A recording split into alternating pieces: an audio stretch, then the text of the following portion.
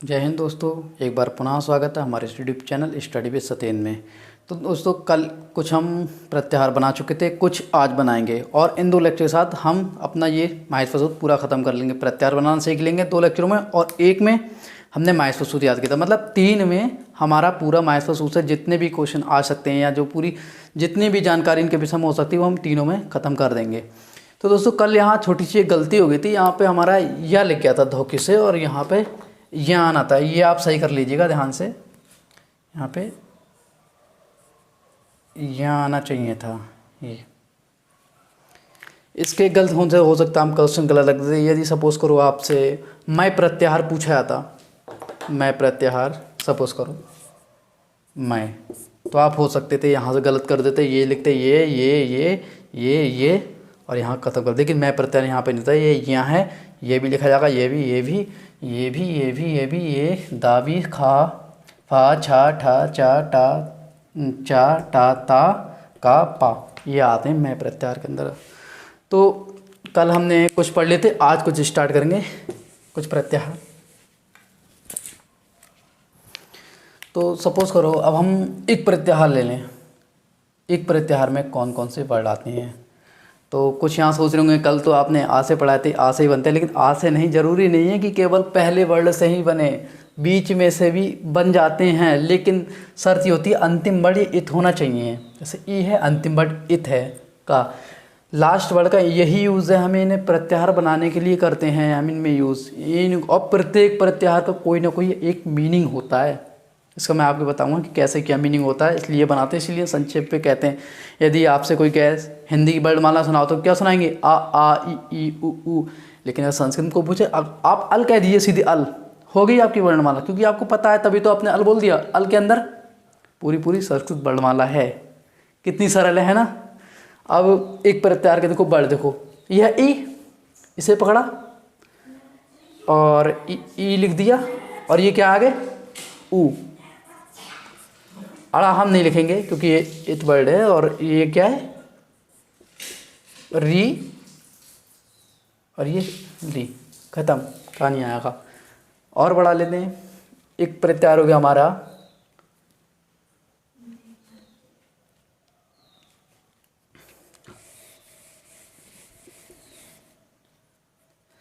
अब सपोज कर लिया, आप ले लें उक प्रत्याहार, उक लिया।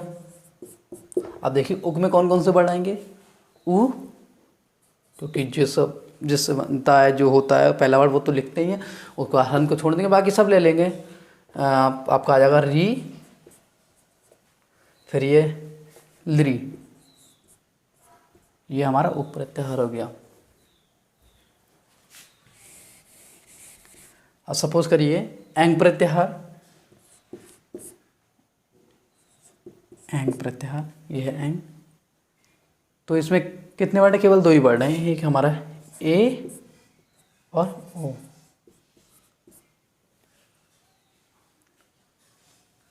इसे गुण संज्ञक वर्ड भी कहते हैं। क्या कहते हैं, गुण संज्ञक वर्ड भी कहते हैं। कि गुण संज्ञक वर्ड कौन से प्रत्याहार होते हैं, एंग में आते हैं, और कौन कौन से होते हैं, ए और ओ। ये आप जब संधि पढ़ेंगे तब आपको काम आएगा। अब एच प्रत्याहार, एच प्रत्याहार है सब, तो एच ये है हमारा आई और औ, ये हमारे होते हैं वृद्धि संज्ञक वर्ड। आपसे ये भी पूछ लिया था कि वृद्धि संज्ञक वर्ड कौन से प्रत्याहार में आते हैं, एच में, और कौन कौन से होते हैं, तो आई और औ। नेक्स्ट आगे बढ़ते हैं। मैंने कहा था आपसे कि प्रत्येक प्रत्याहार का कोई ना कोई मीनिंग जरूर निकलेगा।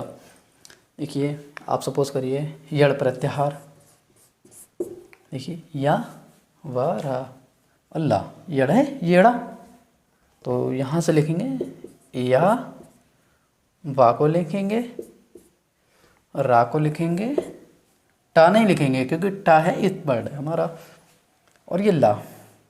अब देखिए क्या लग रहा है आपको, ये क्या है, इसमें अर्ध स्वर आए हैं। येड़ प्रत्याहार में क्या है हमारा, दस व्यंजन है, अर्ध स्वर है। ऐसा ही पूछा था कि कौन से में अर्ध स्वर है, तो येड़ प्रत्याहार।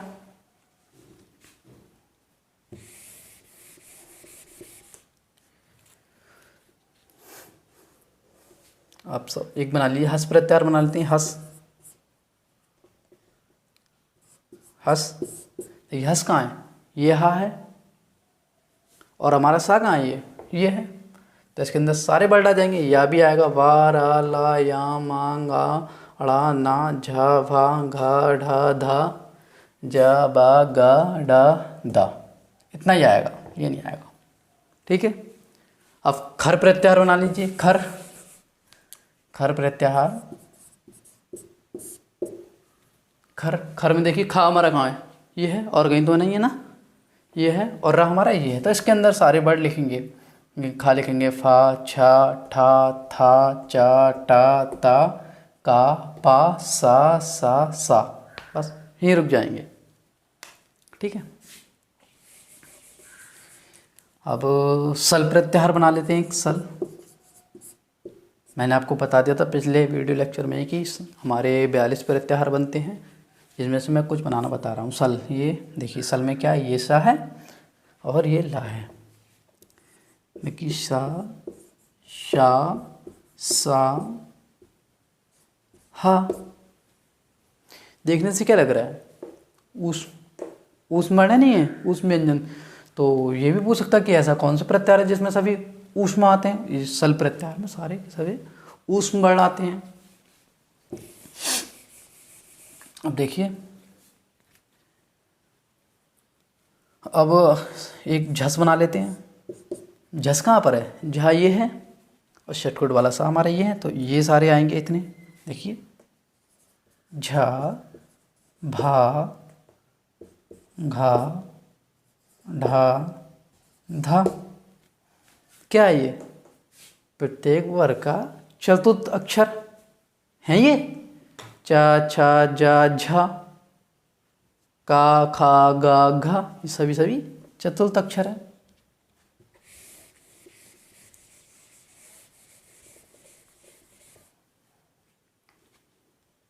अब यहाँ से च प्रत्याहार ले लीजिए। च भी प्रत्याहार होता है।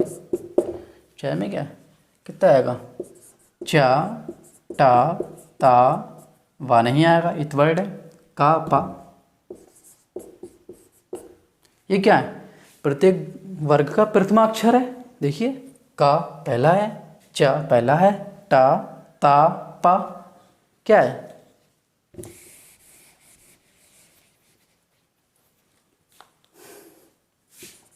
जस प्रत्याहार बना लीजिए। ये है, ये सारे लिख दीजिए, सा को छोड़ दीजिए।